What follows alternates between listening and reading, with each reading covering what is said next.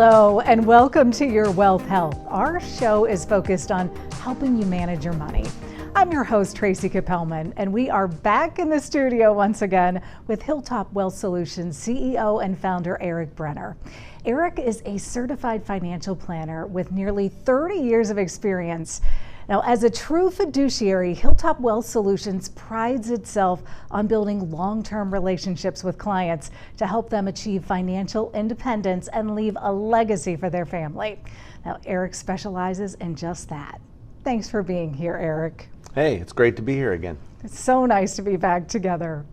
Well, this week we are going to talk about possible concerns about current economic conditions and the tax plan under consideration in Washington.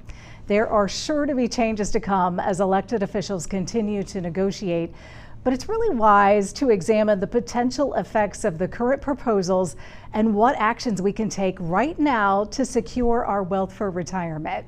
Eric, what are your current thoughts on the economy and potential tax changes on the horizon? Well, you know, Tracy, there certainly is a lot going on. I mean, in the media, there's capital gains discussions, raising taxes, Social Security, estate taxes. So this has all been thrown out there, and I know there's been negotiations going on.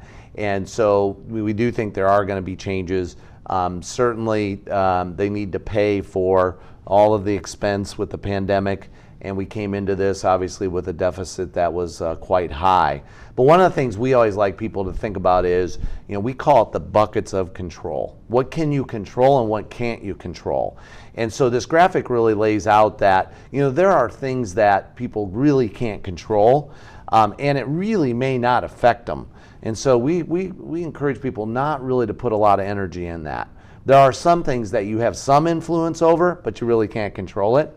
So certainly voting's one, and there's other areas there that, you know, kind of fall in the middle. And then there are things that you can control, decisions that you make every day within your financial life, and you certainly have control on those. And we want people to really think about those as it relates to their overall financial situation. Such good points.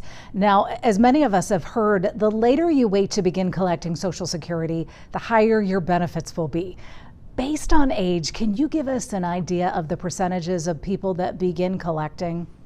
Yeah, so, you know, we do have a graphic on this, and it's pretty amazing to us that, you know, more than 50%, almost 60% of those that are below their full retirement age. So that means 62 to their full retirement age is 67. Somewhere in between, they start drawing Social Security. Now, sometimes that may make sense, but we do know that a lot of people still draw Social Security because they're afraid it's not going to be there. They take it early. And, you know, we encourage people to think about Social Security like a pension. And it really is a pension. I wish they would call it the American pension or the USA pension or something like that, because then they would make different decisions. You know, people typically do not take their pensions if they're not fully vested. And taking Social Security early is like taking your pension early. You're penalized.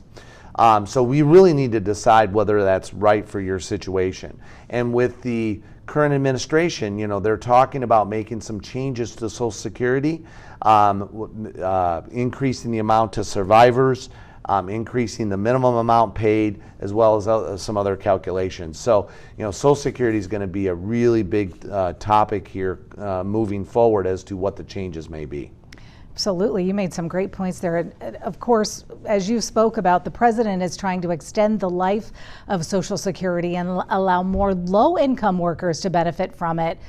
Just what's the current status of his plans for Social Security? Yeah, so there's been discussions even prior to this administration on making changes.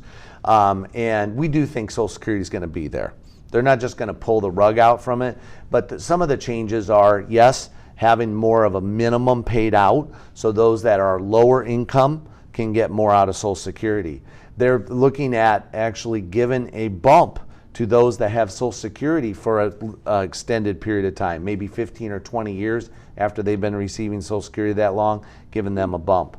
The other thing is Social Security is currently, the cost of living adjustment is based on an index. So they're looking at changing that index to maybe give people more Social Security or a bigger bump. They're also looking at increasing the benefit to a survivor. So the way it works right now with Social Security is if you have a couple and one passes away, that remaining beneficiary gets the higher of whichever Social Security.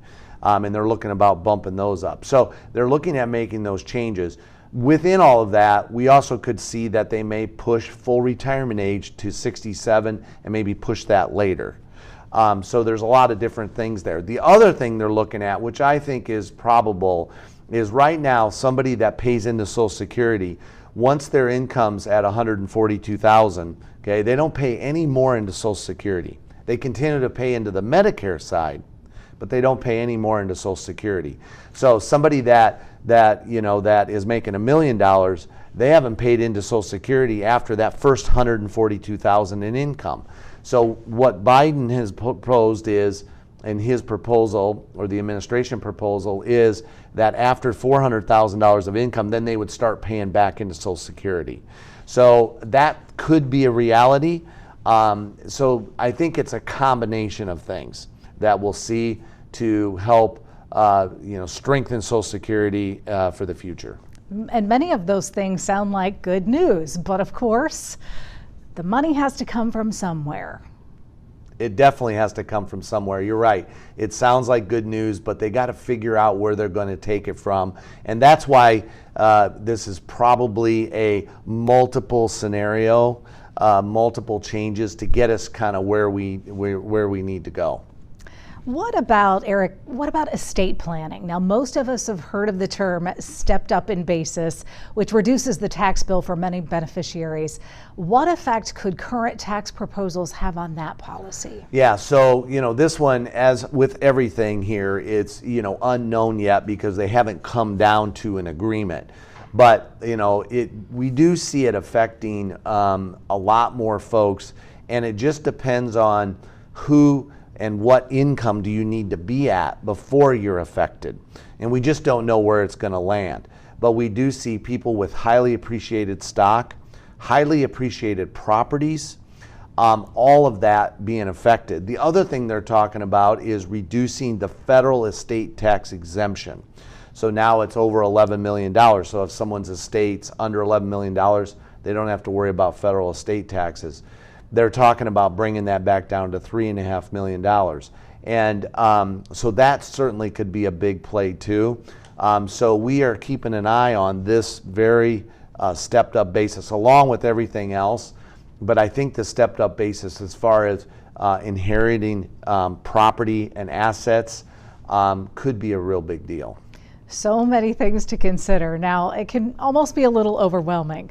For viewers that aren't sure how they will be affected by any possible tax changes, financial advisors like yourself and your colleagues at Hilltop Wealth Solutions are really an excellent resource, and you guys are making it easy to get a second opinion. How can people do that free, Eric? Yeah, so all they have to do is just visit our website, and so they can sign up for a 30-minute discussion, consultation on the phone. And really what that does, it allows us just to get to know the situation a bit, and they can find out more about us, and then we can determine whether or not really a next meeting makes sense. And Tracy, I always say that it's hard to get a second opinion from the advisor that gave you the first one. The other thing is that there are often people that really don't have an advisor relationship. They might have a relationship with another firm where they have an account, but they talk to someone on the phone, but they really don't understand the comprehensive approach and what may be best for their situation. And that's where we come in, is the comprehensive approach to make sure that they're making the best financial decisions. Sounds like a really good opportunity. Now, I have just a few more questions about tax increases associated with estate planning. Now, there is that pesky 10-year rule that came with the Secure Act of 2019. Many people are still not clear what that rule means and if they should be concerned about it. How might this change impact the IRA inheritances? Yeah, so it does impact it, and it was a big change. And one of the main reasons it's a big change is because people have in their IRAs and have more money than they did 20 years ago. And they will have even more money because there's less and less pensions. So the way that they're saving for retirement is through these retirement plans. And so Tracy, what happens is this 10-year rule is a non-spouse beneficiary, so we're not talking about inheriting from your spouse, but a non-spouse beneficiary going to your children as an example. Okay, they must have that money out of the IRA that is yet to be taxed, okay, by the end of the 10th year. It's a huge, huge thing. Okay, and what we are seeing is people's distributions that they have to take from their IRAs are growing because it's more money. And so this is a way for them to get taxes back into the system. So they just need to be aware of it. The other thing to be aware of is that was Secure Act that was passed and effective January 1st, 2020. There is now discussion of Secure Act 2.0. So even more changes in that overall retirement picture. And this is where you need expert advice that understands the laws to make sure that everything is established and set up and passed in the most efficient manner. And you kind of already touched on my next question about the Secure Act 2.0. What are some of the implications there? Yeah, so they're talking about more flexibility as it relates to IRA savings, contributions. So, you can do what's called catch-ups. So they're talking about expanding those, okay?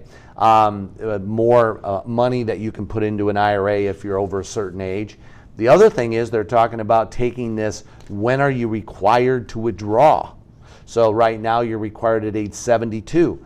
In the old world, it was 70 and a half. Now it's 72. They're talking about moving that to 75. Interesting enough, though, if they move it to 75, we wonder there's a give and take. Why are they moving it from 72 to 75? Because if you think about it, if they delay the distribution, that delays income taxes. And there's trillions of dollars that have yet to be taxed in these plans. So they're talking about moving it 72 to 75. That's a possibility. So stay tuned for more. We think that it's got some potential to get passed this year, along with these other tax law changes. Thank you so much. Such good information. And just another friendly reminder that all of these policies we've discussed today are simply ideas right now. They're always subject to change. We just want to stay on top of it for you as it unfolds. Well, we are out of time for this edition of Your Wealth Health. For Eric Brenner and the entire Hilltop staff, I'm Tracy Capelman. Thank you so much for watching. We'll see you next week. And until then, stay wealthy, everyone.